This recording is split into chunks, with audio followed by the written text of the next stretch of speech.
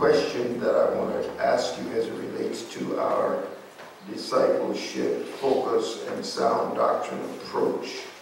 And it is very simple. What is God's purpose for you? What is God's purpose for you? You may be seated. I want to just walk through this text.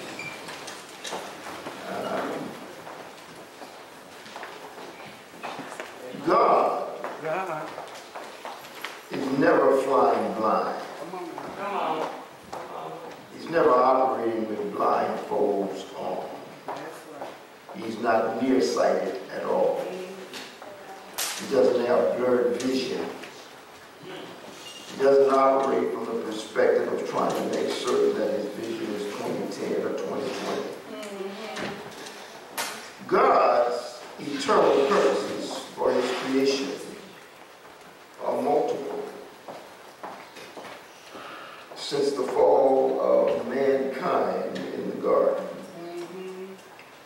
God's redemptive purposes are accomplished primarily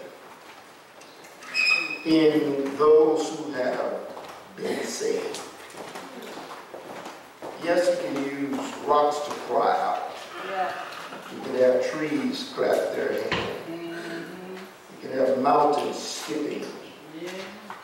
But he primarily accomplishes his purpose through men.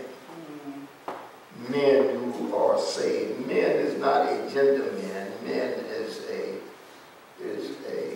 topic of man. It is male and female. His purpose for us can be seen in his biblically commanded duties. So I thought it was appropriate that as we listen to Take Care, or Beware in that 6th chapter of Galatians, we also listen to what God is telling us his purposes are for you and for me.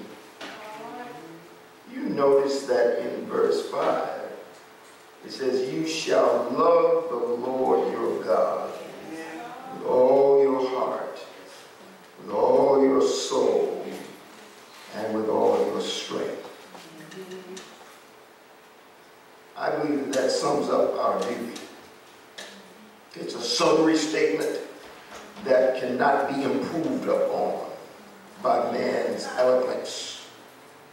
It sums up our duty to God in words given the highest reverence through the ages in Scripture. People look back upon this and realize that this is a summary. You shall love the Lord your God with all your heart. God is not a part-time lover. And he's not looking for you to be a part-time lover. And the disciples of Christ must love the Lord your God with all your heart. Doesn't matter if you're 8 years old. If you're able to hear this gospel, then you're also able to love God. The interesting thing about it is that God puts in us, through his Spirit, a desire to love him.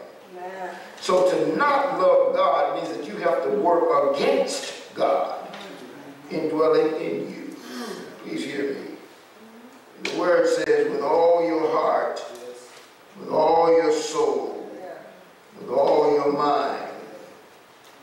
Jesus was speaking in Matthew 22:37. With all your heart, with all your soul, with all your mind.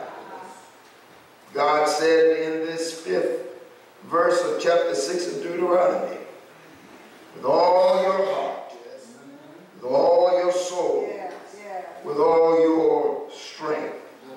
So it would appear to me that God has been a witness to himself that man's #1 duty is to carry out the purpose that God has assigned in him.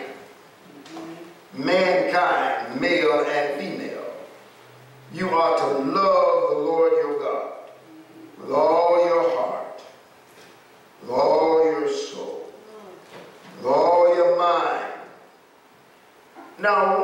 you're able to get your arms around that, then you find that the Lord says, love one another. Yeah. Yes. Now that really becomes the acid test. Loving one another. And that is the area that we most often fail in. Loving one another. Yeah, we talk a good game. We don't really walk what we talk. You can tell that because of the way we treat each other. Come on. When you hold another person in disdainment, what you're saying is that I'm really just blowing hot air about how much I love God. Because how can I possibly love God who I cannot see, and can't love you who I see regularly? So God's purpose then in us is to love God with all your heart, all your mind, all your strength, all your soul. And then to love one another. I think that Christ endorsed this 5th verse as the great commandment of man's duty to God. And I believe that he also showed that this first great commandment implies this second commandment. You shall love your neighbor. You shall love your neighbor not as someone else, but as yourself. There's no room for you to make exception to loving your neighbor. And I invite you to read the Lord's words in Matthew 22 because it's a good read. It's reinforced again in Leviticus 19. It's a good read. But this was not a new purpose in the mind of God. For mankind, since he had already given the 10 commandments on the tablets of stone, which we read about in the 20th chapter of the book of Exodus and the 5th chapter of the book of Deuteronomy, when you think about what God had said, these commandments 1 through 4 stood for man's duty toward God. The very first 4, if you just read it, it's about man's duty toward God. Now get this. Commandments 5 through 10 stood for man's duties to his fellow man. So when we mistreat a brother or a sister, then what we're really saying is that we are willingly in rebellion to God's word. It's hard to deal with rebellious people. God can deal with them, but it's very, very rough. You would rather really some other human being deal with it, because when God deals with you, it can be final. Why is it that we keep trying to tempt God? So you don't like something about a person. And there got a lot of folk don't like something about you. So stop putting yourself in a position where you're looking down on someone else because of your own insecurity.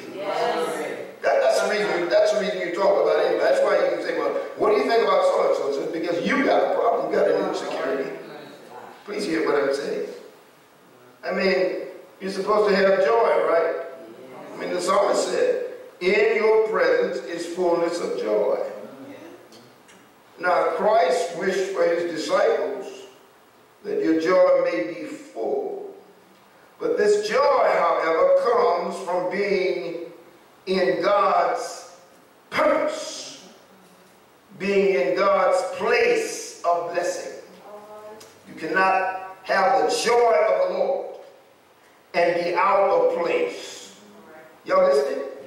So many of us struggle with anxieties, fears, doubts, apprehensions, because we are out of God's place. We're not lining up with what God said we should do. my joy cannot be full because I'm out of place. The blessing is here and I'm over here. I'm not doing his will. He said I should love God and then I should love one another. The blessing is there, but I'm over here because I don't like so and so and so. I don't like them. Do you know who's getting hurt in that? Not the person that you don't like. Matter of fact, they're not even thinking about you. You please hear what I'm saying? Well, we're supposed to glorify God. I'm trying to talk about what your purposes are and what your purpose is. We're supposed to glorify God. The psalmist says in Psalms 15, and you shall glorify me. So it's our responsibility to glorify God. But how can I glorify God when I am operating in contempt toward his creation? Wow. I mean, come on now, help me. How can I possibly say that I am glorifying God when I'm cussing out so and so and so? I want to say, well, I don't have nothing to say to that person at all. That's just as bad. Because the reality is that your heart is showing contempt. Your mind is messed up and therefore your heart is showing contempt. What Jesus says, out of the heart comes those negative things. So we can talk about all we want, our intellect and intellectually how we embrace something, but if your heart is putrid, then the only thing that's going to come out of you is putrid stuff. God's desire is that you not do that. And instead love God and manifest that love for God by loving one another. But I don't like them. Wow. You see what it says, not I shall like. I find that in here. I just can't find that in here. See, like is something that man come up with in order to try and con God. I love them, but I don't like them. There is no liking them. Hello? No. The scripture says love. And love covers a multitude of faults. So I'm to love you in spite of you and in spite of me. The disciple of Christ must see that God's way is better than their way. The disciple of Christ must see that God's way is above your way. Can y'all hear what I'm saying? This word says that we're to worship him in holiness. Matter of fact, if you read Psalms 86 and 9, and you read it for yourself, but you're going to see that all nations shall come and worship before you. All, not most. Worship incorporates adoration. When I'm talking about worshiping God, when we're in a worship moment, it's about adoration, but it also requires submission. Please hear me. We worship things, that's why we submit to them. I heard the bishop saying earlier about operating with things. He made a list in his litany of the things that we get attached to. Those things are your gods. Yeah, I know you come to church on Sunday and maybe even on Monday, maybe even on Tuesday, maybe even on Wednesday. But that's because church has become the God. See, you keep trying to sidestep God. Then we come up with other excuses for not being in place. I don't want to be a hypocrite. You are a hypocrite. The fact that you made that statement tells me everything I need to know. You are what you say you don't want to be. Worship him in holiness requires not only adoration and submission, but it requires sincere praise. You can't just get up and have a good rock going on and a good bump going on and good all that, because, you know, the world has been doing that for a long time. The enemy is able to come up and make you dance until you fall out. Then when you fall out and you recover, you get up and dance some more. Dance. That is not the program. There is a dance that is a holy dance.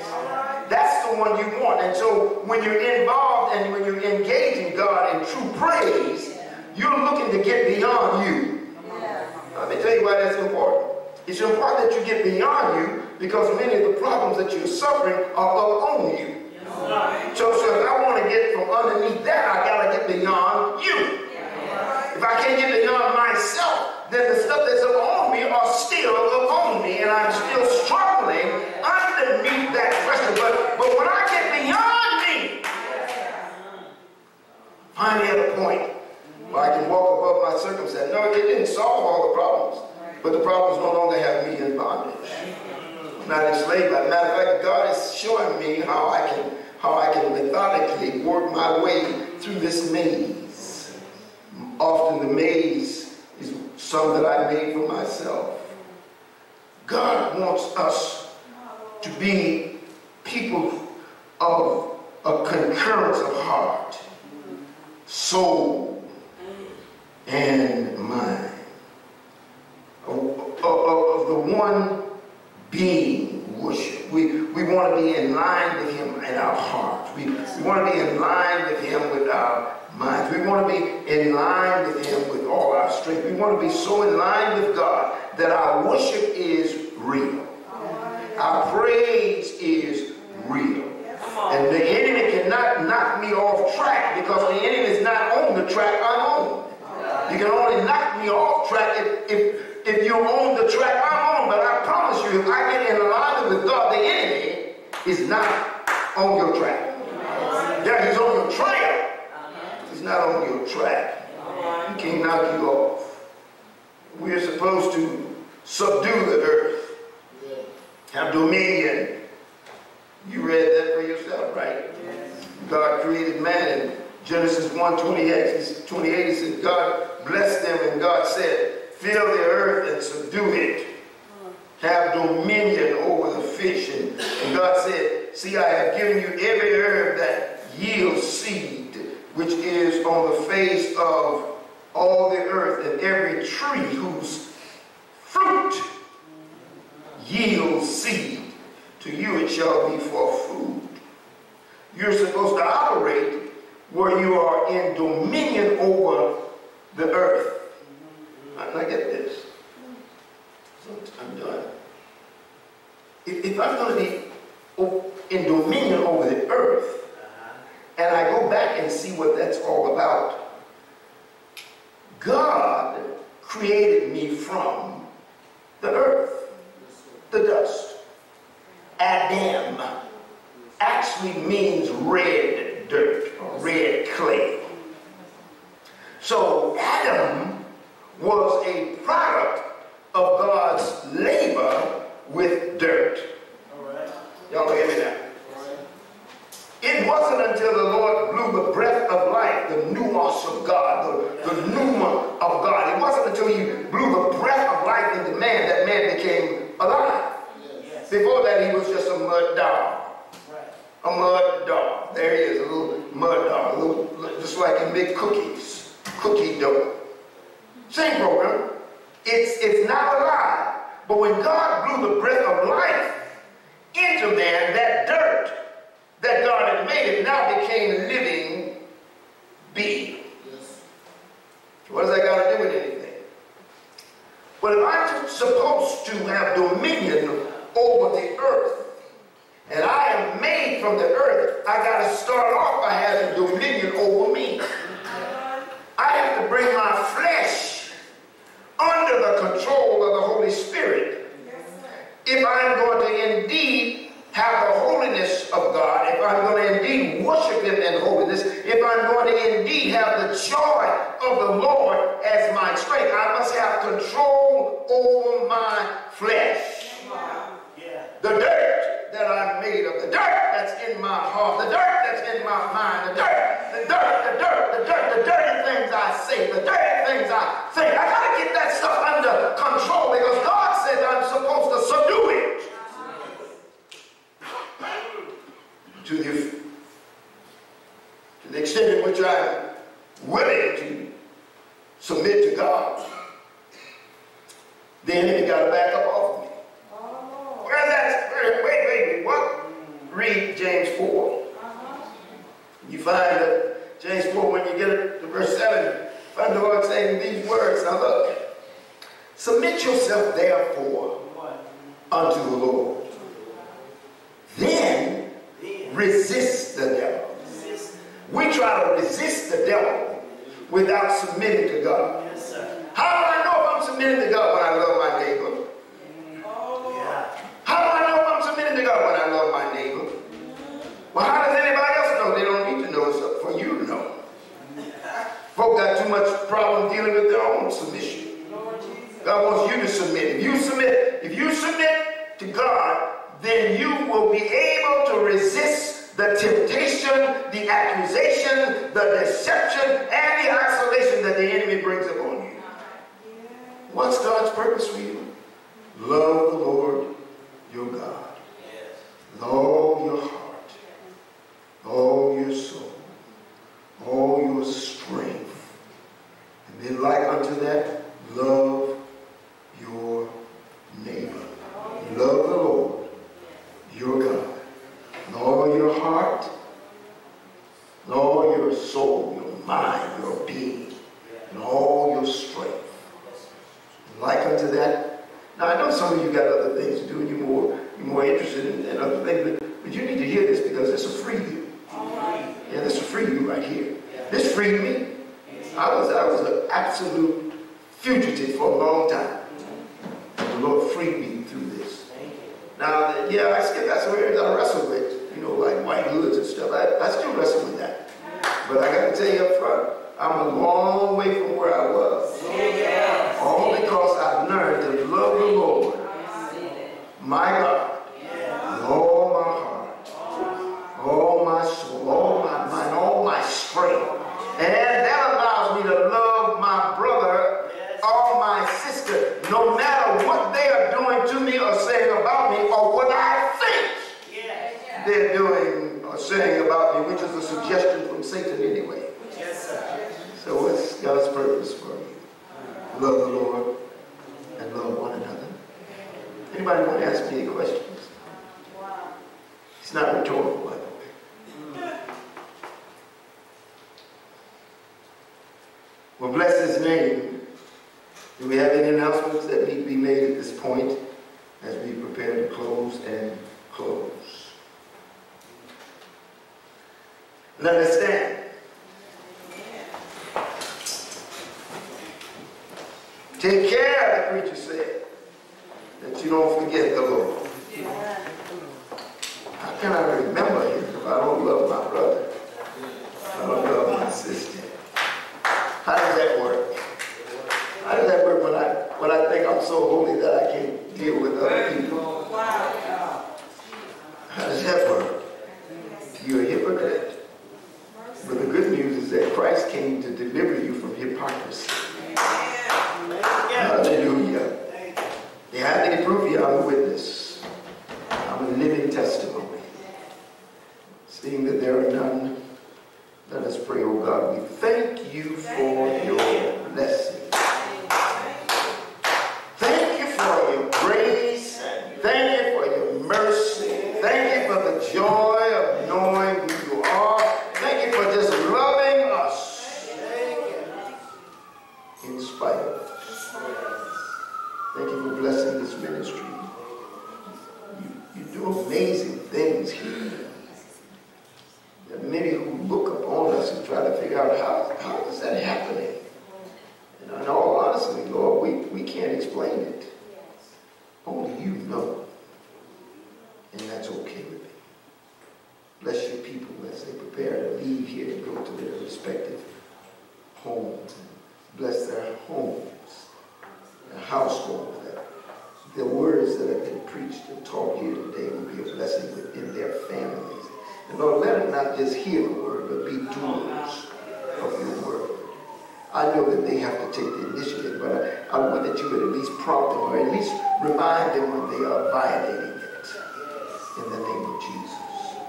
Now let the church say, now may the grace of God, the love of Jesus Christ, the sweet communion of the Holy Spirit, rest, rule, and abide with us, henceforth, now and forever, in the name of Jesus.